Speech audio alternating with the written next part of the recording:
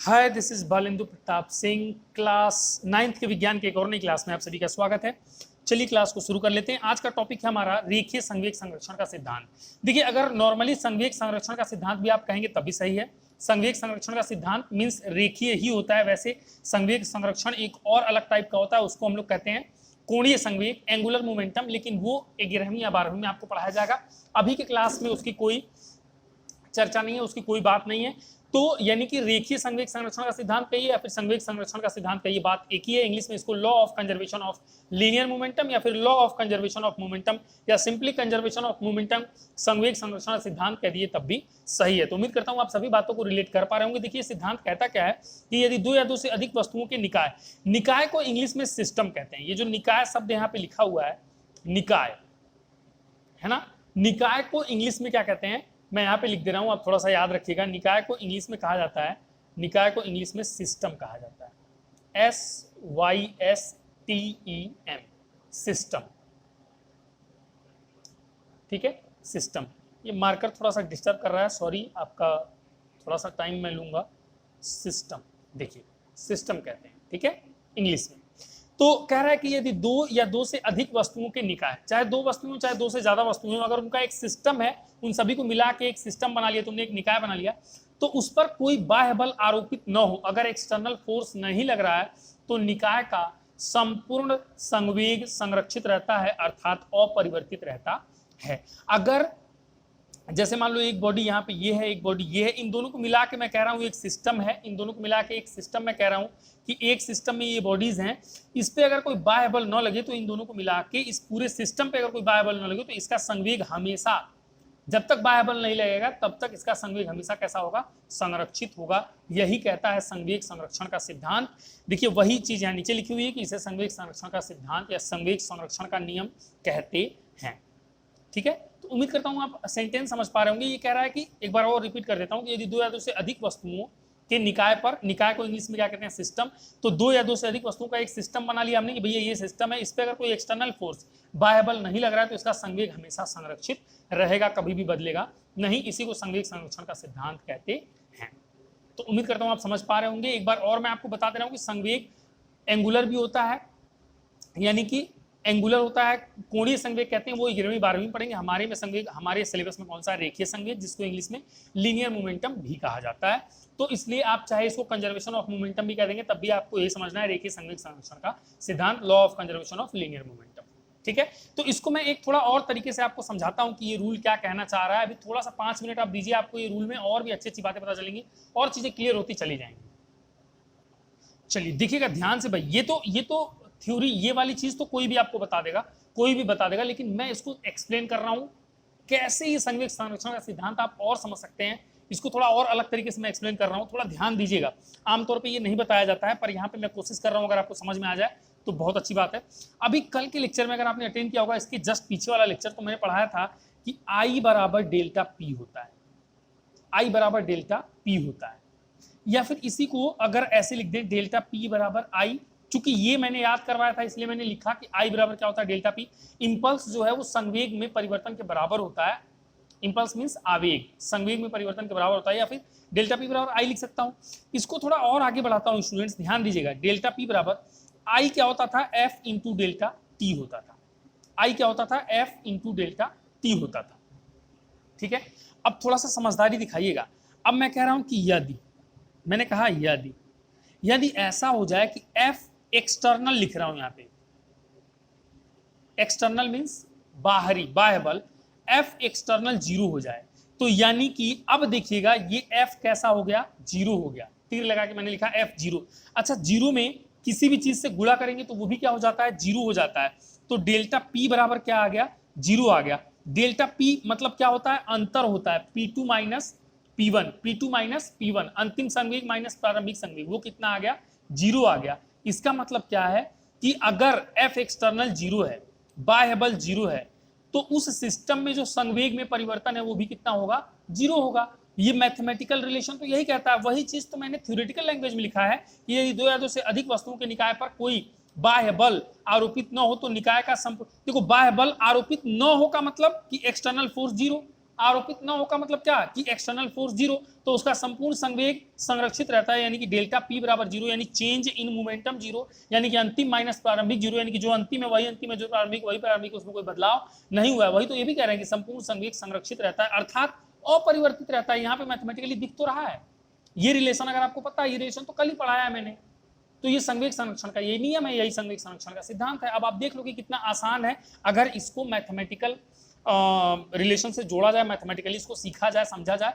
तो न्यूटन साहब ने तो जो तमाम रूल्स दिए वो दिए, लेकिन उसको समझने के लिए अगर आप लाइन से समझते चलेंगे चीजों को ना, कि पहले क्या पढ़ना है फिर बाद में क्या पढ़ना है, तो आपको कभी दिक्कत नहीं होगी। तो उम्मीद करता हूं कि आप ये पूरा संवेग संरक्षण का सिद्धांत बहुत ही बेहतर तरीके से समझ पाए होंगे, आपको समझ में आ गया होगा। ठीक है, कि दो या दो से अधिक वस्तुओं के निकाय पर कोई बाह्य बल आरोपित न हो तो निकाय का संपूर्ण संवेग संरक्षित रहता है, अर्थात अपरिवर्तित रहता है। इसे संवेग संरक्षण का नियम कहते हैं। चूंकि ये तो हमें पता है और इसी को मैंने उल्टा घुमा के लिखा है, आई का मान एफ इंटू डेल्टा टी, ये भी कल पढ़ाया मैंने। अगर एक्सटर्नल जीरो हो जाए तो आप देख रहे हो जीरो में किसी भी चीज से गुणा कर लो वो संख्या को जीरो कर देता है, तो पूरा जीरो हो जाएगा, यानी कि अंतर जीरो हो जाएगा, यानी कि वही हो जाएगा संवेग संरक्षण का नियम। इसी को लैंग्वेज में लिख दिया तो संवेग संरक्षण का सिद्धांत बन गया, और इसी को मैथमेटिकल समझ लिया तो फिर बहुत आसान हो गया।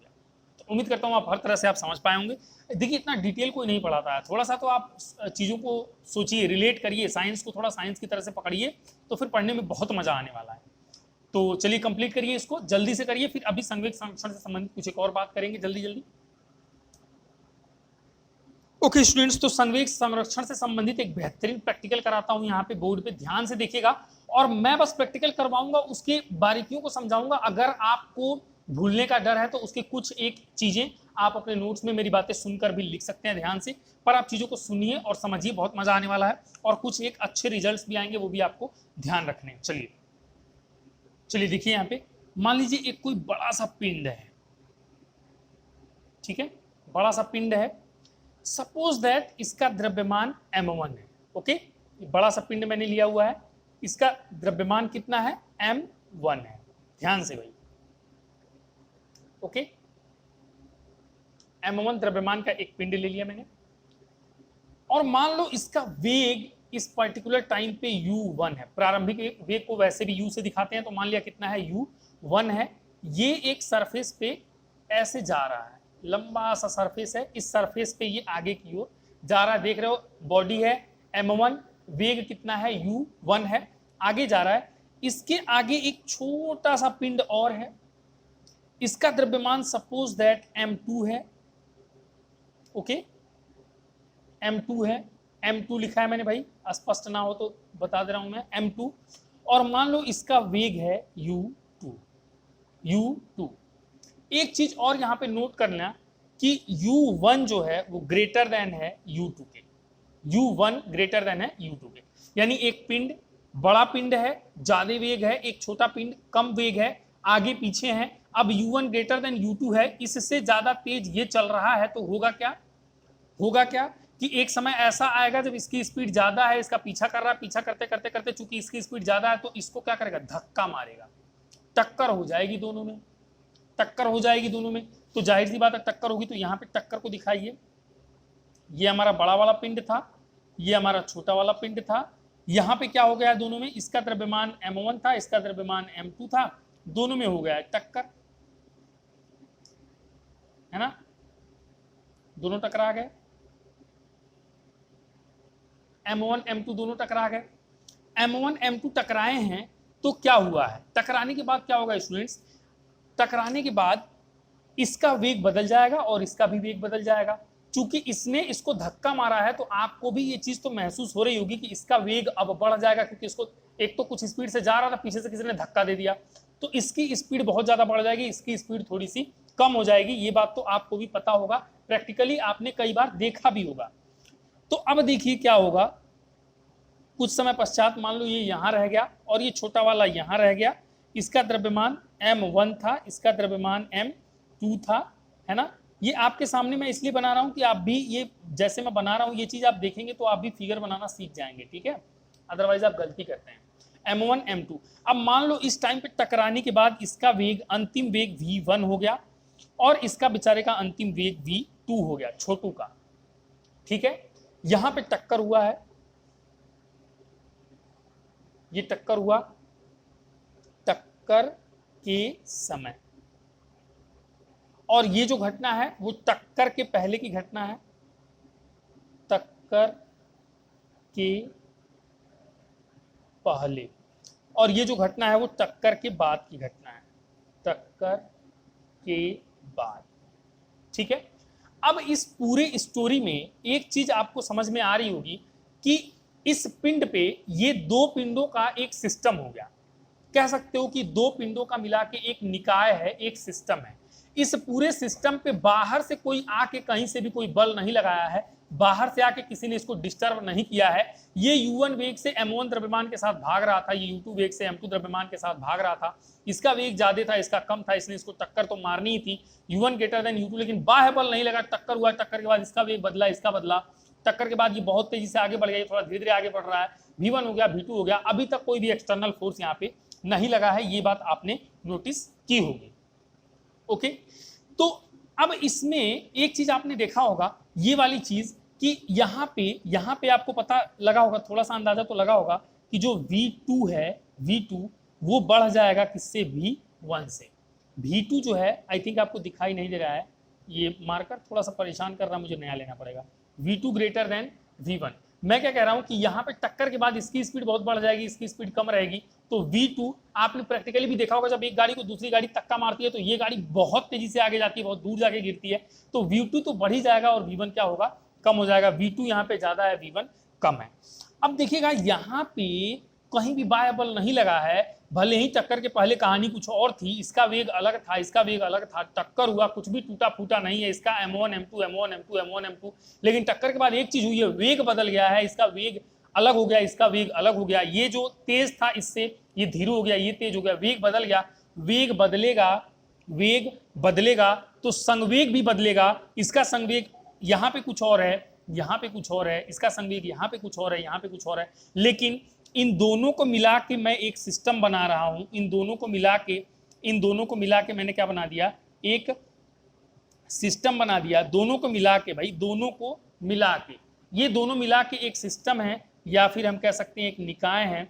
इस निकाय पे कोई बाह्य बल नहीं लगा है, तो इस पूरे सिस्टम को मिला के इसका संवेग यहाँ पे बदल गया, इसका संवेग यहाँ बदल, लेकिन इन दोनों को मिला के जो संवेग हुआ पूरे सिस्टम का, जो यहाँ पर है वही यहाँ पर भी रहेगा, यही कहता है संवेग संरक्षण का नियम। मतलब यहाँ पे टक्कर के पहले कुछ और था, टक्कर हुआ, वेग बदल गया, वेग बदला तो संवेग बदला, अलग अलग इन दोनों का संवेग बदला, लेकिन इन दोनों का एक साथ संवेग निकालेंगे तो यहाँ पे चूंकि एक्सटर्नल फोर्स नहीं था, अपने आप टक्कर हुई, बाहर से कोई बल नहीं आया, तो संवेग संरक्षण के सिद्धांत के अनुसार जो संवेग यहाँ होगा वही संवेग यहाँ होगा। उम्मीद करता हूं आप समझ पा रहे होंगे।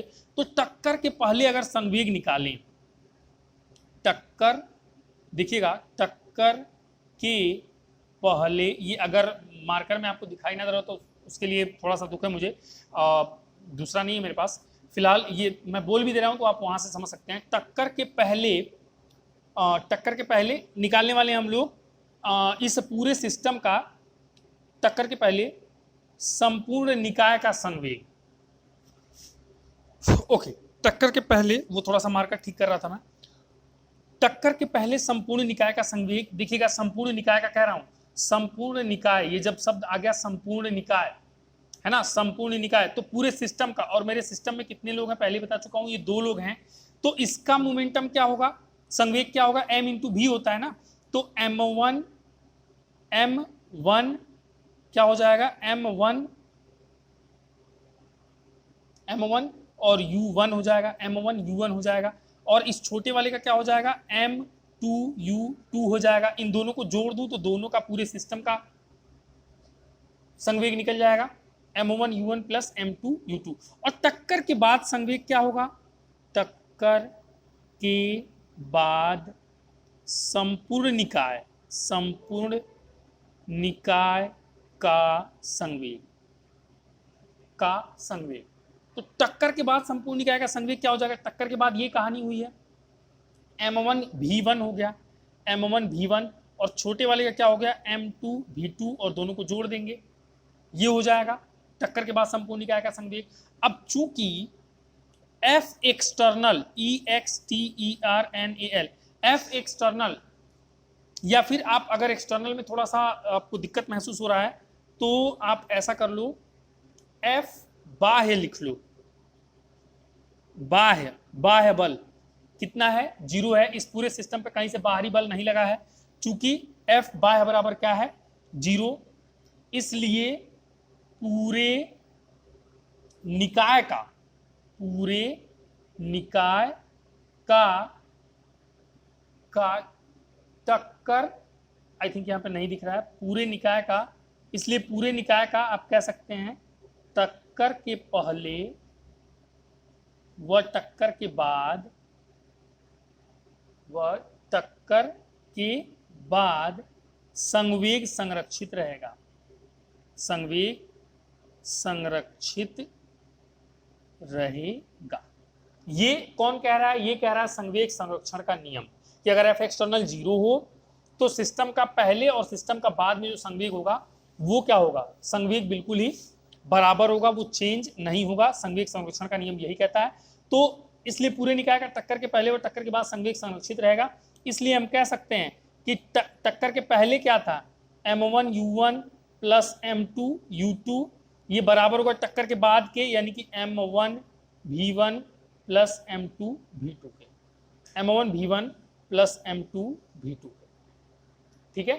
m1 u1 plus m2 u2 बराबर m1 v1 plus m2 v2। ये चीज यहां से एक मैं बता ही रहा था आपको जब ये शुरू किया था उसके पहले ही, कि एक इंपॉर्टेंट रिजल्ट अपने सामने आने वाला है। तो ऐसे केसेस में ऑलवेज आप ये रूल लगा सकते हैं, m1 u1 plus m2 u2 बराबर m1 v1 plus m2 v2। आ रही बात समझ में? ये पूरा आपको स्टोरी समझ में आया क्या हुआ है, आ गया होगा कि ये एक बार और मैं पूरी स्टोरी क्लियर कर देता हूं, ठीक है, 2 मिनट के अंदर। m1 u1 m2 u2, आप देख रहे हो दोनों एक ही दिशा में जा रहे हैं, u1 ग्रेटर देन u2 है, जाहिर सी बात है टकराएंगे, अपने आप होगा, बाहर से कोई बल लगाने की जरूरत नहीं है, क्योंकि इसकी स्पीड पहले मैंने बता दिया ज्यादा है, ज्यादा है तो पक्का टक्कर होगी, टक्कर हो गया, टक्कर के बाद की कहानी, अब ये ज्यादा हो जाएगा ये कम हो जाएगा, ये आपको प्रैक्टिकल लाइफ से पता है।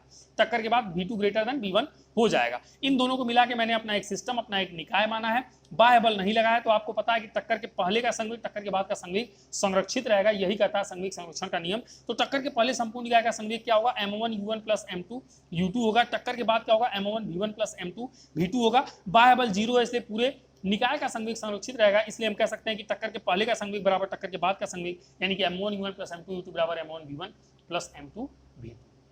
उम्मीद करता हूं कि आपको समझ में आया होगा। और इसी तरह से स्टूडेंट्स, अगर सपोज दैट यहाँ पे 2 बॉडीज के बजाय इसके आगे एक और छोटी बॉडी होती 3, एक और बीच में बॉडी होती 4, एक और होती 5, अगर 50 होती ना, तो m1 u1 plus m2 u2 plus m3 u3 plus m4 u4 plus m5 q5 सब जने मिला के अंतिम संवेग, यानी कि m1 v1 plus m2 v2 plus m3 v3 plus m4 v4 के बराबर ही होते।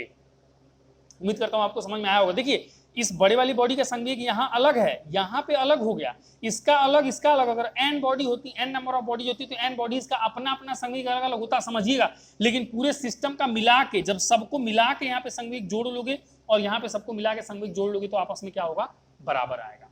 ठीक है, लिखिए इसको जैसे मैंने बनाया है वैसे ही ये फिगर बनाइए, एकदम साफ साफ। बहुत सारे बच्चे इतने गधे हैं, बोर्ड पे स्क्रीन पे साफ साफ दिख रहा है, बना बना के मैं इतना मेहनत कर रहा हूँ, चिल्ला रहा हूँ, लेकिन इतने नालायक हैं, चित्र नहीं सही से बना पाते हैं। सब दिख रहा है, ये कैसे लाइन बनाई है मैंने, u1 ग्रेटर देन सिस्टम क्या कहाँ पे, m1 u1 कैसे। और जब मैं बनाता हूँ तो आपके आंख के सामने बनाता हूँ, पहले से बोर्ड पे बना के नहीं रखे रहता हूँ, स्क्रीन पे आपके सामने बनाता हूँ, लेकिन उसके बाद भी इतने कुछ नालायक है ना कि मैं क्या बोलूँ। एकदम क्लियर अच्छे से साफ साफ फिगर बनाओ। और मेरा व्हाट्सअप नंबर जिसके पास भी होगा व्हाट्सअप मारो मुझे, ताकि मुझे पता लगे कि पढ़ रहे हो। और नहीं है तो टेलीग्राम पे आके जुड़ जाओ, टेलीग्राम पे बालिंदु प्रताप सिंह टेलीग्राम पे, टेलीग्राम चैनल है, उस पर आके जुड़ो, वहाँ पे डिस्कशन में ओपन कर दूंगा, वहाँ पे आप भी मैसेज कर सकते हो मुझे टेलीग्राम पे, आप मेरे को बता सकते हो वहाँ पे भी कि हाँ क्या आपको समझ में आ रहा है, क्या नहीं आ रहा है, क्या सही है क्या गलत है। चलिए लिखिए, फिर इसमें और डिस्कशन करते हैं। चलिए थोड़ा सा डिस्कशन ये वाला कर लेते हैं कि यदि निकाय में 2 से अधिक वस्तुएं हो, तब जैसा कि मैं कह रहा था क्या होगा, m1 u1 plus m2 u2 plus m3 u3 plus और डॉट डॉट डॉट जितने हैं सबको जोड़ लेना, वो बराबर होंगे किसके, अंतिम संवेग m1 v1 plus m2 v2 plus m3 v3 plus dot dot dot सबके बराबर हो जाएंगे। उम्मीद करता हूं आपको ये समझ में आया होगा। ये भी जल्दी से स्टार लगा के जल्दी से लिख लीजिए इसको फटाफट। इसके बाद थोड़ा सा डिस्कशन और करते हैं, फिर मैं आपको बताऊंगा कि क्या करना है। चलिए देखिए, संवेग संरक्षण के सिद्धांत को थोड़ा सा मैं अपनी तरफ से और आपका 2-4 मिनट लेता हूँ, एक्सप्लेन करता हूँ, आपको थोड़ा डाउट आपका क्लियर होगा। सपोज दैट ये 10 kg की एक बॉडी है, यहाँ पे ये 5 kg की है, ठीक है, ये हमारा सरफेस था। अब 10 kg 5 kg ये मान लो जा रही है, ये मान लो जा रही है, कितने के स्पीड से भेजोगे इसको, चलो इसको भेज दो 10 किलोमीटर प्रति घंटा से ये जा रही है, और ये जा रही है मान लो, चलो इसको 5 किलोमीटर प्रति घंटा के हिसाब से भेज रहे हो, ठीक है। इन दोनों का यहाँ पे टक्कर हुआ, टक्कर होने के बाद इसका वेग बदल गया और इसका भी वेग बदल गया, द्रव्यमान तो नहीं बदलेगा। 10 kg का ये टूटा फूटा नहीं है, पहले ही कह रहा हूँ, 10 kg और ये 5 kg था, तो ये कितने kg का है, 5 kg का। इसका वेग अब टक्कर के बाद धीरे हो गया ये, तो मान लो ये कितने का हो गया, 5 किलोमीटर प्रति घंटा, और ये कितने का हो गया, ये हो गया 10 किलोमीटर प्रति घंटा का, क्योंकि इसकी स्पीड बढ़ेगी, इसकी कम हो जाएगी, इसका यहाँ पे ज्यादा था, इसका कम था, ठीक है। तो अब देखो संवेग की बात कर रहे हैं, इसका इस पर्टिकुलर बॉडी का यहीं पे संवेग निकालो, m इंटू भी होता है 10 गुणे 10 कितना हो गया, 100 का हो गया। ध्यान दीजिएगा, इसका संवेग कितने का हो गया, 100 का। इसका यहीं पे संवेग निकालो, m इंटू भी होता है, भी दिया है, m भी दिया है, 5 गुणे 5, 5 गुणे 5 कितने का संवेग मिला, 25 का। यहाँ पे संवेग निकालो इस बड़ी बॉडी का, m इंटू भी, तो 10 गुणे 5, ये 10 का है, ये 5 की स्पीड से, तो 10 पचे कितना मिला, 50। इसका भी निकालो m गुणे भी, m कितना है 5 kg का, भी कितने का मिला 10 का, 10 पचे कितना हो गया,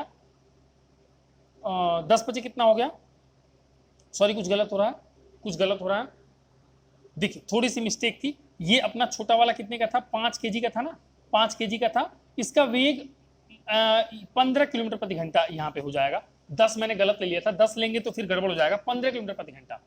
देखिए इसका 10 kg, इसका 5 kg, 10 kg 5 kg, टक्कर हुआ, ये अलग स्पीड, ये अलग, यहाँ पे इसका 10 किलोमीटर प्रति घंटा, इसका 5 किलोमीटर प्रति घंटा, टक्कर के बाद ये धीरे हो गया 5 से, और ये 5 से बढ़ के हो गया 15, ये 10 से कम होगा कितना हो गया, 5 हो गया, ठीक है। अब निकालिए m इंटू भी, तो 10 पचे कितना हो गया 50, और इसका निकालिए 5 गुणे 15, 5 वेग इसका मास है, और ये m इंटू भी कितना है 15, 15 पचे कितना हो गया 75। अब ध्यान दीजिएगा, नोटिस करिएगा भाई, इसका संवेग 100 था, घट के कितना हो गया 50, 100 था घट के कितना हो गया 50, इसका संवेग 25 था, बढ़ के कितना हो गया 75।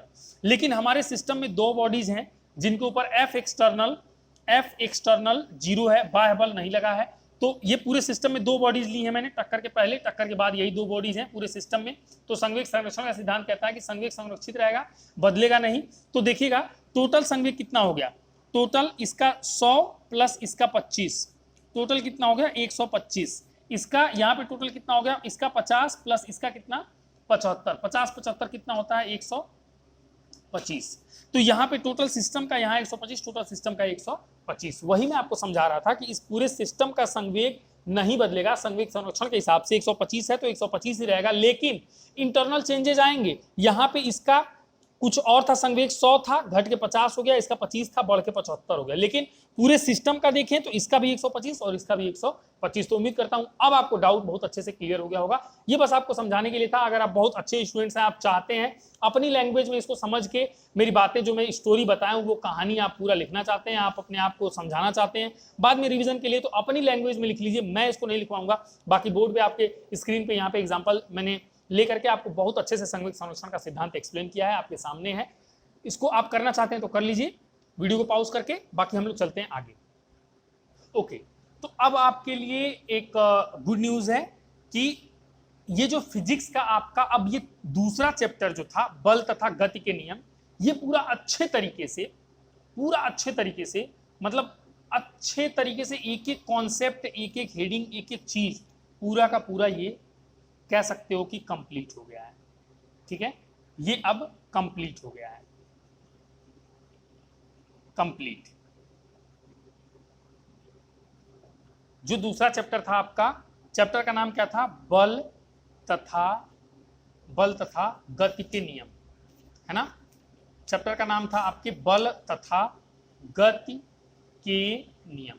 अब ये चैप्टर थ्योरी के हिसाब से अगर बात की जाए थ्योरी की, तो थ्योरी के हिसाब से पूरा का पूरा चैप्टर बिल्कुल ही डिटेल्ड स्टडी करके, बहुत ही ग्रेट नॉलेज हमने इकट्ठा करी है, एकदम से डिटेल्ड स्टडी करके एक एक पॉइंट टू पॉइंट, मतलब समझ लो कि छोटे से छोटी और बड़ी से बड़ी बात, बहुत ही बेसिक से लेके बहुत ही डीप में, बहुत ही एडवांस लेवल तक ले जाके, अगर कक्षा 9 के लेवल की बात की जाए तो बहुत ही बेसिक टू एडवांस लेवल में इसको कंप्लीट किया हूं, बहुत ही अच्छे तरीके से, कुछ भी छूटा नहीं है। तो अब ये आपके लिए गुड न्यूज़ है कि इस लेक्चर में जितने भी 6, 7, 8 लेक्चर हुए होंगे बल तथा गति के नियम के थ्योरी की बात की जाए, और अभी न्यूमेरिकल्स में कराऊंगा, बस वही बचा हुआ है, बाकी थ्योरी की बात की जाए तो ये चैप्टर 100% तरीके से आपका यहीं पे खत्म होता है। अब इसमें अलग से बात की जाए, ये 100% चैप्टर खत्म होने के बाद कुछ एक अपनी जिम्मेदारी पे, अगर हमें अच्छे स्टूडेंट्स में गिनती करवाना है, अगर हमें फाइट करना है all over UP, all over India, तो हमें क्या है कि इस चैप्टर से रिलेटेड न्यूमेरिकल्स या फिर आप कह सकते हो हिंदी में आंकिक प्रश्न, वो भी करने होते हैं। अगर आप न्यूमेरिकल्स या फिर आंकिक प्रश्न भी इस चैप्टर के अटेम्प्ट कर लेते हो, करने लगते हो और आपको समझ में आता है, F बराबर m इंटू ए पे सवाल आएगा, P बराबर m इंटू भी पे सवाल आएगा, M1 V1 plus M2 V2 बराबर M1 U1 plus M2 U2 पे सवाल आएगा, है ना। I बराबर F इंटू डेल्टा T पे सवाल आएगा, I बराबर डेल्टा P पे सवाल आएगा। अगर इन सब के इबारती प्रश्न को आप समझ पाते हैं और इन फॉर्मूलाज को आप अप्लाई कर पाते हैं, बहरहाल पहली बात तो आपको याद होना बहुत जरूरी है, तो समझ लीजिए आपको कोई पीछे नहीं कर पाएगा। और इसी ऑनलाइन वीडियो लेक्चर से आप एकदम समझ लो कि इस चैप्टर में मास्टर हो सकते हो। इस चैप्टर में जो चैप्टर था आपका बल तथा गति के नियम, बल तथा गति के नियम, इसी में न्यूटन्स लॉ, एक्शन रिएक्शन के ऊपर सवाल आ जाएंगे। F बराबर m इंटू ए मैंने बोल ही दिया। और आपका फर्स्ट लॉ जो है विराम में है तो विराम में, गति में है तो गति में, उसके ऊपर भी लॉजिक आते हैं, लॉजिक डेवलप करने को आते हैं। तो आप समझ लो कि आपको मतलब एक्स्ट्रा क्लास, एक्स्ट्रा कोई और यूट्यूब चैनल या फिर एक्स्ट्रा आपको किसी और ऑफलाइन किसी टीचर से पढ़ने की जरूरत ही नहीं पड़ेगी। तो बस वही 1% न्यूमेरिकल वाला पार्ट बचा हुआ है। बाकी अगर थ्योरी की बात की जाए तो ये 110% यहाँ पे 100% यहाँ पे आज फिनिश होता है। ठीक है, तो उम्मीद करता हूँ आपको ये जान के अच्छा लगा। अच्छा, अगर आप नोटिस कर रहे होंगे तो आप सोच रहे होंगे कि अब तक हमने ऑनलाइन क्लासेस में केवल फिजिक्स के 2 लेक्चर कंप्लीट किए, आप गलतफहमी में हो। एक लेक्चर था मापन का, अगर आपको याद हो, एक लेक्चर था मापन का जिसको इंग्लिश में मीजरमेंट कहते थे, मीजरमेंट आपके सिलेबस में इस किताब में नहीं था, इस बुक में नहीं डाला गया, इसको हटा दिया गया है। जबकि इंटर के फिजिक्स में पहले ही चैप्टर में मापन फिर से आपको पढ़ना था, इसलिए मैंने कक्षा 9 में उसको स्किप नहीं किया, मैंने आपको मापन पढ़ाया है। तो एक चैप्टर तो ये, और ये भी बहुत डिटेल में, बहुत ही डिटेल में पढ़ाया मैंने इसको, एक एक पॉइंट मैंने डिस्कस किया हुआ है। बहुत ही अच्छी नॉलेज, बहुत सारे इसमें भी फॉर्मूलाज, प्रकाश वर्ष, मूल राशियां, मूल मात्रक, फर्मी, पता नहीं क्या क्या मैंने इसमें एक्सप्लेन किया हुआ है। तो बहुत इंपॉर्टेंट है ये। और इसके बाद दूसरा मैं आया था गति पे 2 चैप्टर, और तीसरा बल तथा गति के नियम। ये 3 चैप्टर पूरा का पूरा फिजिक्स का 3 चैप्टर यहाँ पे आपका फिनिश्ड हो जाता है अच्छे तरीके से। गति में भी मैंने बहुत सारे सवाल कराए हैं, गति के 3 नियमों पे, गति के 3 समीकरणों पे, सॉरी नियमों पे नहीं, गति के 3 समीकरणों पे क्या क्या था, v बराबर u प्लस at था, s बराबर ut। देखिए रिवाइज करा रहा हूँ मैं, ये रिवीजन चल रहा है भाई, 4-5 मिनट में बहुत कुछ रिवाइज करा दूंगा। s बराबर ut plus half at square था, v स्क्वायर बराबर u स्क्वायर प्लस 2as था, है ना। अच्छा, उसमें हमने दूरी तथा चाल में अंतर, सॉरी दूरी तथा विस्थापन में अंतर, चाल तथा वेग में अंतर, ये सब इतना कुछ पता नहीं क्या क्या पढ़ा है यार। अब मेहनत नहीं करोगे ना, मैं बता रहा हूँ, कंप्लीट नहीं कर पाओगे कभी जिंदगी में और बहुत पीछे रह जाओगे। उसमें चाल और वेग में अंतर, फिर उसमें हमने दूरी और विस्थापन में अंतर, और जाने क्या क्या उसमें, मतलब बहुत कुछ डिटेल में एनालिसिस किया है, बहुत कुछ डिटेल में पढ़ा है। तो मतलब 3 चैप्टर इतने कम टाइम में ऑनलाइन क्लासेस में बिल्कुल अच्छे से हमने फिनिश कर लिए। मापन, मेजरमेंट, जो कि आउट ऑफ सिलेबस, मतलब आपकी किताबों में बहुत कम किताबों में दिया होगा, नहीं तो मैक्सिमम किताबों से ही हटा दिया है, फिर भी मैंने कराया, गति करवा दिया और बल तथा गति के नियम करवा दिया। तो मुझे लगता है कि आप ये जान के बहुत खुश होंगे और आपको कहीं ना कहीं एक कॉन्फिडेंस भी आ रहा होगा कि सर पढ़ा के ख़त्म कर देंगे। लेकिन सर की भी एक कंडीशन है, अगर आप मेहनत नहीं करते हो तो फिर ये चैनल बंद हो जाएगा, आपको पढ़ाया ऑनलाइन नहीं जाएगा। फिर आपकी मर्जी, आप अपना दिमाग लगाओ भाई, आप खुद स्मार्ट हो रहे हो, आप खुद ही, आपके पास इतना नॉलेज हो रहा है, आप मतलब अपने आप में ओवर कॉन्फिडेंस हो तो दिखाओ कॉन्फिडेंस और जाओ जहाँ मर्जी वहाँ पढ़ लो भाई, अपनी अपनी चॉइस है, अपना अपना। लेकिन मेरा जो ओपिनियन था, मेरा जो कह सकते हो कि मेरे पास जो नॉलेज थी वो मैंने आपसे शेयर की, मैंने अपना एक्सपीरियंस आपसे शेयर किया, मानना ना मानना वो आपकी बात है।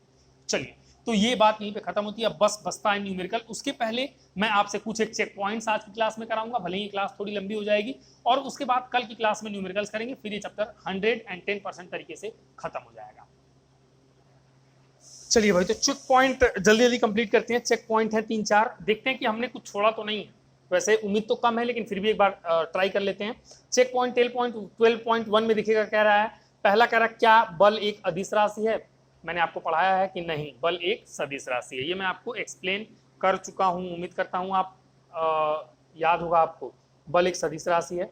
आगे कह रहा है क्या बल द्वारा वस्तु की चाल में परिवर्तन होता है। हाँ, होता है। वेग में परिवर्तन का कारण क्या है, बल है। यदि किसी वस्तु पर कार्यरत बल संतुलित अवस्था में है तो क्या वस्तु गतिशील होगी, नहीं, गतिशील नहीं होगी। आपको मैंने ये भी पढ़ाया है ना कि जैसे वो रोलर जो होता है, रोलर जैसे आपको आटा चक्की पे आप जाते हैं, पुली होती है, पुली मूव करती है, मूवमेंट होता है। साइकिल चलाते हैं, साइकिल का पॉडिल मूव करता है ना, पॉडिल तो वहीं रहता है लेकिन साइकिल मूव करती है, तो गतिशील नहीं होती है, लेकिन हाँ फायदे बहुत हैं। वो मैंने आपको एक्सप्लेन किया हुआ है खूब ढंग से, आप जाके एक बार देखिए इसको।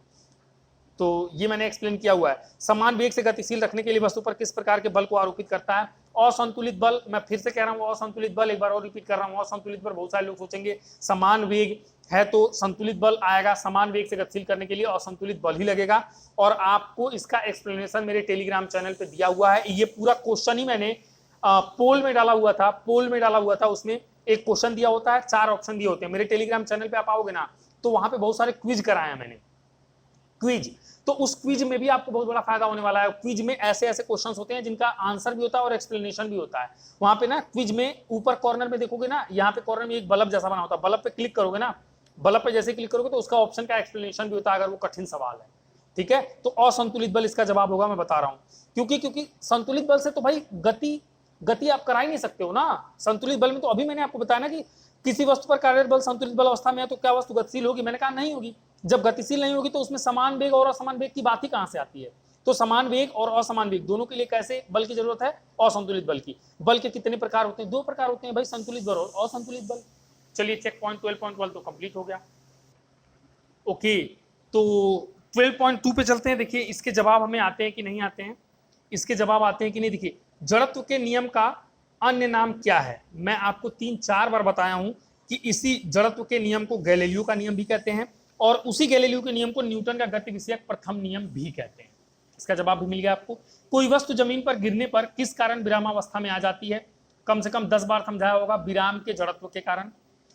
ठीक है, ये सब मैं एक्सप्लेन कर चुका हूं भाई। आपको अगर नहीं पता है ना तो आप मेरे लेक्चर्स को जाके देखो। मैं तो कह रहा हूं दोबारा देखो, तिबारा देखो, इतनी बार देखो कि आपके दिमाग में एकदम फिट हो जाए, तभी आप जिंदगी में आगे जा पाओगे। अगर एक बार में नहीं समझ में आता है, और जो बच्चे तेज हैं उनको भी रिवीजन करने की जरूरत है भाई। नोट्स बनाए हो तो दबा के पढ़ो, एकदम मतलब समझ लो कि एकदम उड़ा दो, मेहनत करो।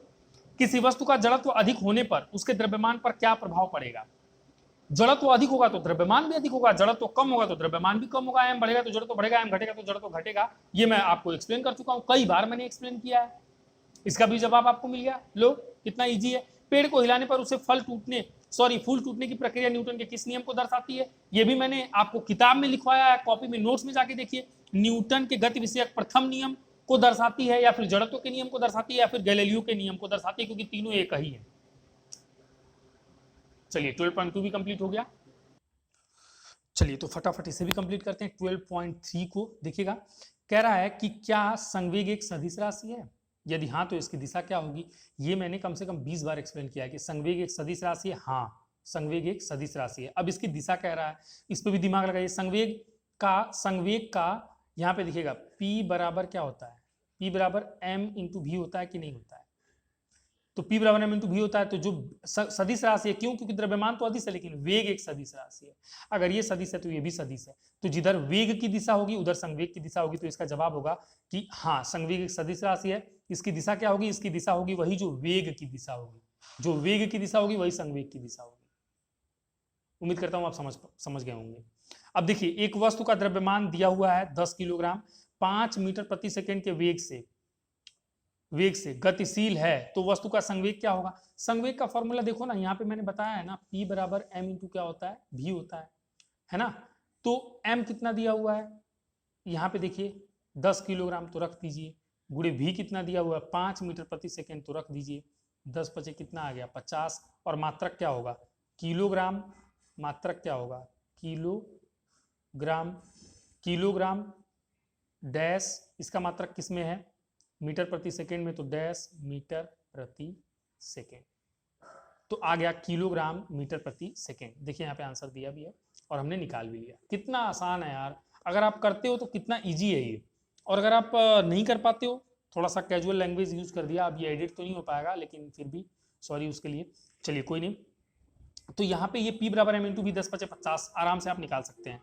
अब कह रहा है कि समय के सापेक्ष संवेग में परिवर्तन की दर किसके अनुक्रमानुपाती होती है, समानुपाती या अनुक्रमानुपाती, एक ही बात है। आपको मैंने पढ़ाया है F प्रोपोर्शनल टू, ऐसे लिखो ना, delta P by delta T, ये वाला।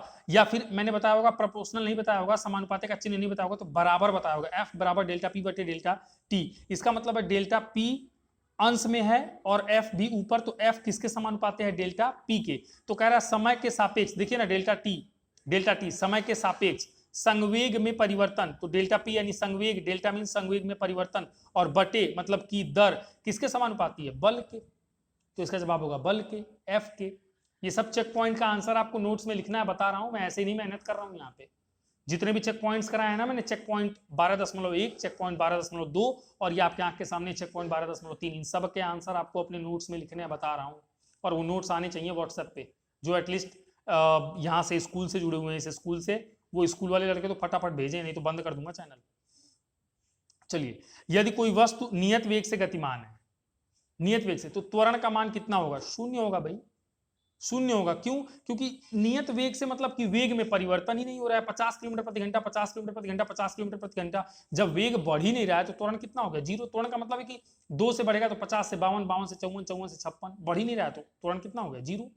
फिर एक सवाल, किसी वस्तु पर आरोपित नियत बल के लिए उसे उस वस्तु के द्रव्यमान, अच्छा आरेख ये मैंने आपको नहीं पढ़ाया, छोड़ दो इसको, कोई बात नहीं, ये मैंने आपको नहीं पढ़ाया, ये तब पढ़ाऊंगा जब निर्देशांक ज्यामिति आप पढ़ लेंगे। बहुत ही हलवा सवाल है लेकिन आप इसको स्किप कर दीजिए अभी। चलिए एक और चेक पॉइंट है, उसको भी करते हैं, ध्यान से देखिएगा।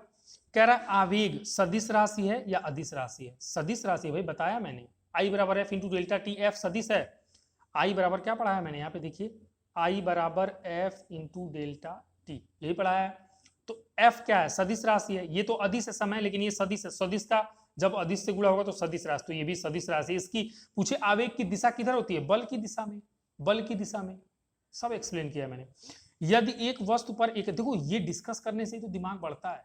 केवल आपको अगर मैं बता दूं कि चलो पनीर बनाते हैं, पनीर की रेसिपी बता दूं, ऐसे ऐसे ऐसे ऐसे बनता है, पहले तेल गरम करेंगे, फिर उसमें मिर्चा डालेंगे, फिर उसमें तड़का लगाने के बाद फिर उसमें प्याज डालेंगे, फिर उसके बाद उसको भुनेंगे, सारा प्रोसीजर बता दिया, लेकिन फिर भी तुम बनाओगे ना तो तुमसे अच्छा नहीं बनेगा। क्यों? क्योंकि तुमको अनुभव नहीं है, प्रैक्टिस नहीं किया तुमने।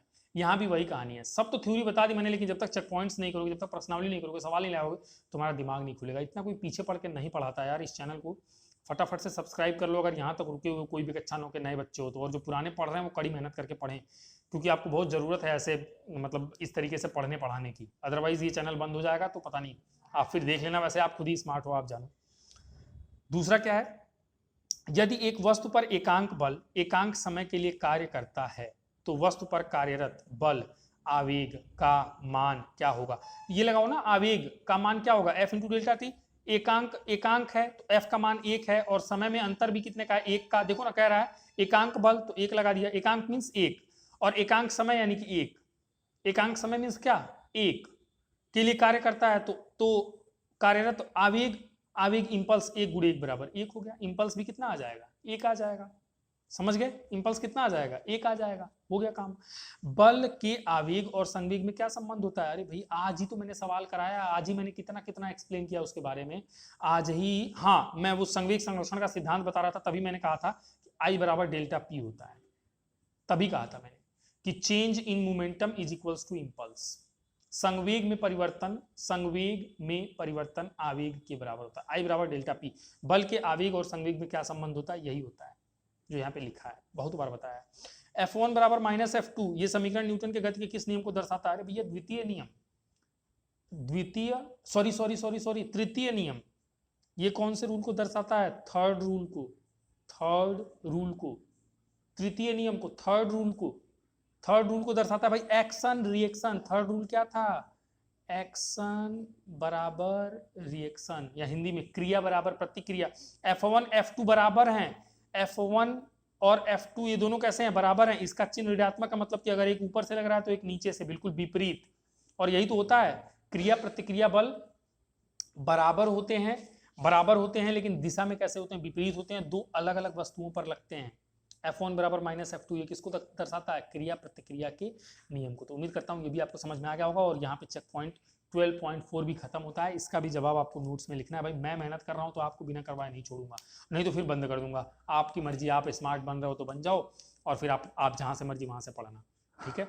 बाकी रिस्पॉन्स दोगे तो इससे भी अच्छा रिस्पॉन्स मैं दूंगा, इससे भी अच्छा रिस्पॉन्स मैं आपको दूंगा। और देख लो आप, ये सब डिस्कस नहीं करवाता है कोई, इतना डिस्कशन तो कोई नहीं करवाता जितना मैंने करवाया। बहुत कुछ डिस्कस किया है इसमें, इतनी सारी बातें हैं। पर कक्षा 9 वाले पता नहीं कैसे पढ़ रहे हैं।